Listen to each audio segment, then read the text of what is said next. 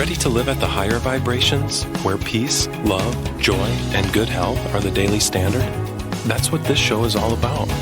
Welcome to Vibe. And here's your host, Robin Openshaw. Hey everyone, Robin Openshaw. Welcome to the Vibe Show. Sharing a few little tidbits with you from my book, Take Daily, which has probably, by the time you're hearing this, just released on Audible. But the physical book is out, and today we're talking about the hidden side of supplements, what you're not supposed to know. So we've got this illusion of safety. You can flip over almost any supplement bottle and you'll see that same comforting disclaimer. This statement has not been evaluated by the FDA. This product is not intended to diagnose, treat, cure, or prevent any disease. Okay, but they're also not going to stop you from buying it, and they're not going to stop anyone from selling it. We've all read it and we've all ignored it. It feels harmless, almost quaint, but those words are more than a legal footnote. They're a red flag waving in plain sight, a quiet confession that no one is watching the henhouse. Because the truth is, the FDA doesn't test your supplements. It doesn't check for purity, potency, or even safety, or evaluate what its ingredients are and how much is left of the solvents and metals that are usually used in its manufacture. The manufacturers do that themselves or they don't. Let's talk about generally regarded as safe, or GRAS. You've probably seen that acronym on labels, standing for generally regarded as safe. And it sounds official, doesn't it? Like it sounds like there's something behind it. But here's the catch. Companies decide for themselves and for you whether what they're adding to your food or food product or supplement, because remember, supplements are regulated as food, are safe. That's right. If a supplement company claims an ingredient is GRAS, or generally regarded as safe, there's no requirement that the FDA or any independent body confirm it. No one checks the data, inspects the factory, or verifies the chemistry, or even generally spot checks the product. And what's hiding behind that GRAS stamp that has actually been mowing over the FDA for decades, most of my adult life? Additives like dicalcium phosphate, silicon dioxide, shellac, and magnesium stearate, all labeled as safe, yet all linked to long-term toxicity, digestive irritation, or heavy metal exposure. We go from mines and factories, not meadows, to the supplement bottle. Supplement industry wants you to picture green fields and herbal gardens. The reality looks more like industrial warehouses in China and India, where air and water contamination exceed anything that the EPA would tolerate in the US. Workers wear hazmat suits while mixing these natural vitamins. The capsules that reach your shelf are the sanitized result of global outsourcing. Cheap raw materials that your kidneys and liver have to work overtime to process out, with chemical solvents and fillers branded as some kind of wellness. What they don't tell you about the ingredients. Most consumers assume the ingredients list tells the whole story. It doesn't. Recently, I was studying about fillers. I've never had fillers injected into my face, but I was researching how there's like 10 different places that upper middle class women, for the most part, sometimes now in their 20s or 30s, will have injected into parts of their body because it makes it plumper. And I'd been told that it was made from sugars. Well, I kind of suspected there were either plastics or metals that made that sort of plumping effect in your cheekbones or your lips actually last. Researched it and found not only are heavy metals in the Rustylane or the fillers products, that's just one brand, but also they've managed to keep that off of the ingredients list through some kind of gaming of the regulatory system. There's heavy metals in it, and they don't have to say it is an ingredient, even though it actually is. So manufacturers aren't required to disclose what's used during production, only what remains afterward in detectable amounts, and not on the actual ingredient list. They don't have to put that on the ingredient list.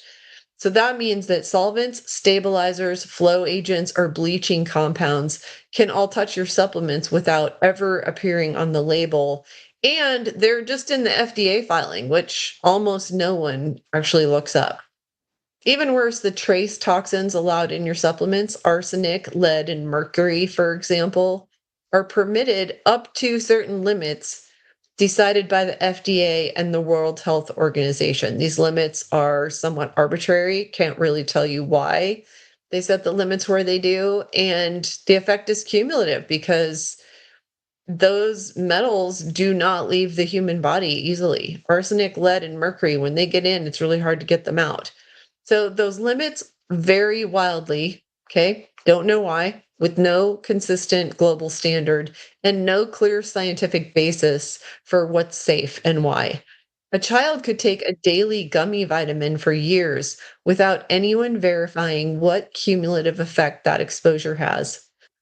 Censorship by design. When Take Daily was written, even finding independent data about supplement manufacturing was difficult. Searches for chemical sourcing or GRAS filings with regulatory agencies often returned sanitized pages, more like press releases or trade websites or corporate fact sheet. It's like the corporations wanted to gatekeep us from getting access to that information. Why? Well, big tech plays gatekeeper. Google and AI search tools increasingly bury independent health content, labeling it misinformation while elevating pharmaceutical and corporate sources. It's not paranoia, it's policy. Algorithms reward conformity and compliance. Also, these big companies pay Google for advertising, they pay them for placement so that when you search, you land on their sites like WebMD and Healthline.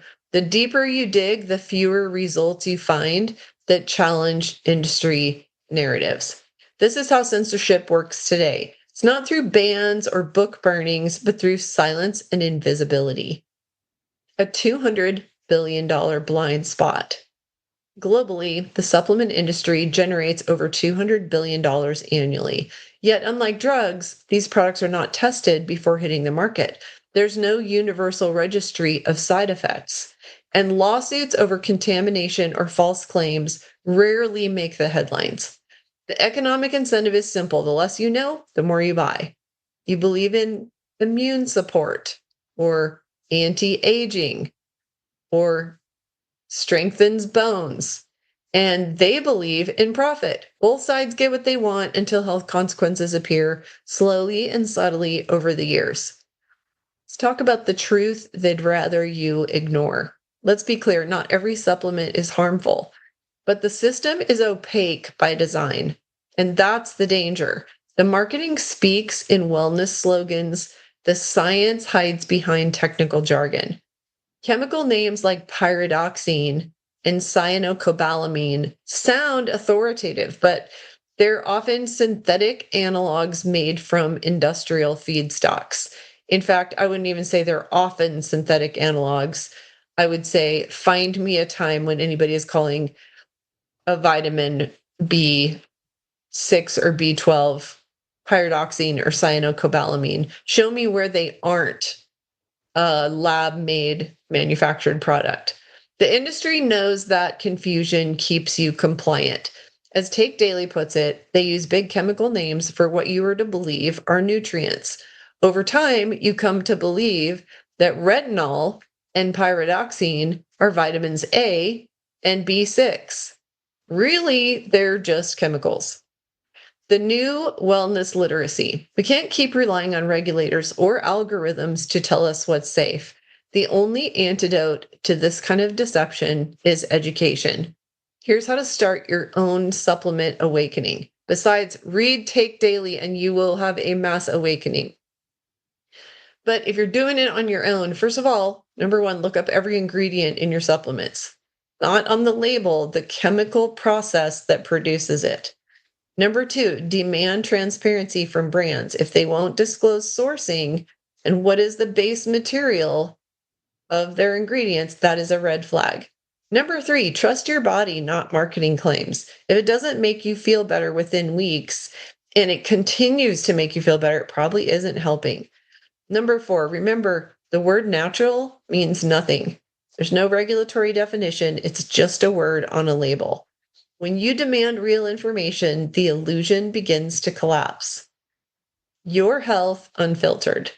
The supplement industry thrives on your trust, but trust should be earned, not assumed.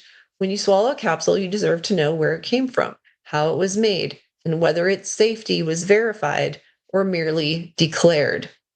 If that transparency doesn't exist, it's not wellness, it's marketing. If you want to learn the truth, this commentary, it's adapted from Take Daily, How Supplements Hijack Your Health by Robin Openshaw and Mike Fairclough. It's a fearless expose of how the supplement industry hides behind the same secrecy and censorship as Big Pharma. I didn't go to my big publisher because I didn't think that they would publish this book. In fact, I thought they might deep six it. So get your copy of the book below. We'll give you a couple of different bundles if you want to get the Audible book with it. Check it out down below, and I'll see you next time.